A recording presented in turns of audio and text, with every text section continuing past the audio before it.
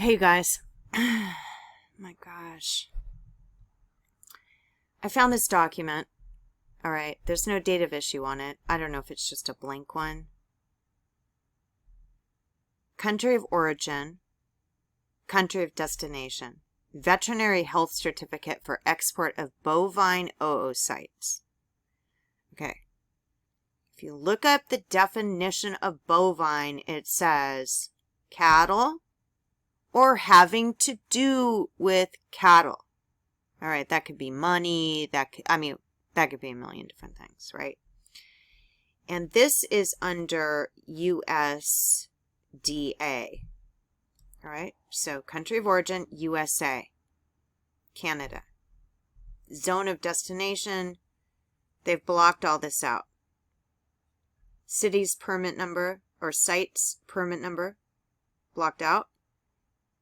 Description of commodity, bovine oocytes, BC, blocked out, blocked out, blocked out. Seal numbers blocked out, nothing there. Type of admission, permanent import. Now you know Canada is a spot where they've hid a lot of this MK Ultra stuff through Canada, but I've never seen a document that is so weird. Commodities intended use is for reproduction. Okay, it's not going to say humans on here, but just keep going. The herd of origin is recognized as officially free of brucellus by USDA APHIS. I don't know what brucellus is. Either the herd of origin is recognized by the USDA as officially free of bovine tuberculosis, or the herd was tested twice by an intradermal test using bovine tuberculin with negative results within 24 months immediately prior to the date of collection of the oocytes. So when I got a job as a teacher, they wanted me to have this test, the tuberculosis test, claiming that I had to have it to teach students. No, I didn't. I didn't have that test when I taught students before. It's because Project Match is an organ match program. The donor animals have not resided in the state of Florida for the 60 days immediately preceding collection, or the donor animals have been tested for blue tongue virus, BTV, with negative results using the C. ELISA test on samples taken from the donor between 21 and 60 days after collection. The donor animals were subjected to PCR test. This is the test that they're giving for the current, going around. Can't say the words. For BTV on a blood sample taken the day of collection with negative results. Remember, I don't want to talk about this or what it says on the CDC website, but if you want to read it, it says the purpose of this is something very different. The purpose is surveillance. All premises on which the donors have resided in the past 21 days have been free from clinical and epidemiological, I'll try to say that, evidence of vesicular stomatitis virus during 21 days immediately prior to collection. The donor animals, remember, humans are animals, according to, the confusion, horse herd owned by BLM, Bureau of Land Management, where they're sold as horses, have been continually resident in the United States either for a minimum of 60 days immediately preceding collection or have been a resident since birth.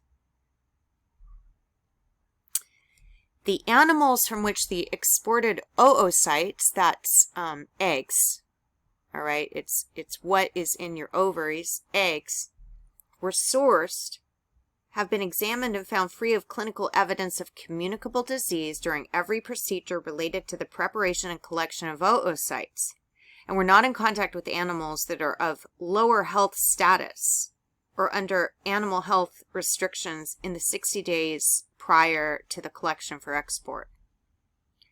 So if they export the eggs to Canada, you understand, Canada has jurisdiction over the eggs, but I believe, as I've seen everything about the CIA, uses Canada, as a way to hide certain programs, MKUltra programs. Cleaning and sterilization of equipment, ultrasound-guided probes is carried out between each donor in accordance with the recommendations of Manual of International Embryo Technology Society, IETS. The oocytes were collected and processed in accordance with Chapter 4.9, Lot 49 of the OIE code by an embryo production team approved by the USDA under the supervision of a team veterinarian. We saw this before on my other stuff that I was posting. Straws, ampules, or vials contain germplasm from only one donor. All right, these aren't donors, you guys. This is something else. Fluids, media, and ingredients of animal origin used for collection, initial processing, and transport of oocytes have been sterilized. Now, why? Let me ask you a couple of questions here. Why this test is being done on the population right now? And why is the commodity's intended use for reproduction permanent import? All right, so they're under a different jurisdiction, county of origin to county of destination, country. Why? Why would the U.S. cattle, bovine, owners of bovine herds transport the oocytes, just think about it, to Canada? Well, they wouldn't. They would not. Okay, so here we go. They've been sterilized, blah, blah, blah. They're also sterilizing the women. They do this too. The oocytes presented for import into Canada were collected, processed, and transported in a hygienic manner that prevented contamination with pathogenic microorganisms. So Rand was on my documents of the date of my injury at Lasky Clinic, 1/29/2015. And the guy, his name was, I can't remember, Richard McLeese. Lease. All right? Lease. You lease land. McDonald's, right? McLeese.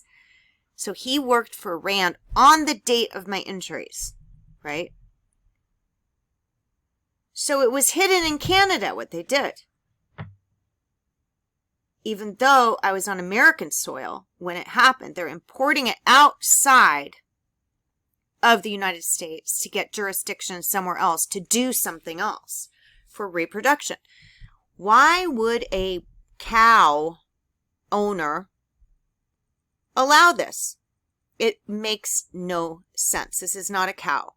It says of cattle or related to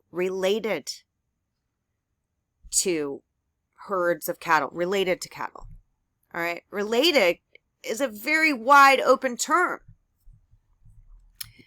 All material with animal ingredients used in the collection of the oocytes was sourced and processed to prevent introduction of pathogenic microorganisms. All equipment used to select was whatever. Store oocytes presented for import into Canada was new or sterilized prior to use. Oocytes presented for importation into Canada were transported in a sealed transport container in straws, ampules, vials, or other receptacles, indelibly marked in accordance with the recommendations of the International Embryo Technology Society for labeling. The receptacles were labeled with at least the following information: practitioner code, donor breed, donor registration number, donor management number, or barn name or tattoo. Receptacle number, number of oocytes in receptacle if greater than 1, and collection date. And here's it. All right. So this is what's going on right now for surveillance purposes. This is for reproduction. Permanent import. So this under different jurisdiction. You get it? I hope you're understanding it. I can explain it to you, I can point it out, but I can't say all of the things. You know, I try to say what I can. CE, there's my name, Lisa. CE Lisa test. So you can look up all these tests. You can tell me what you think. But you know what I think. That's it.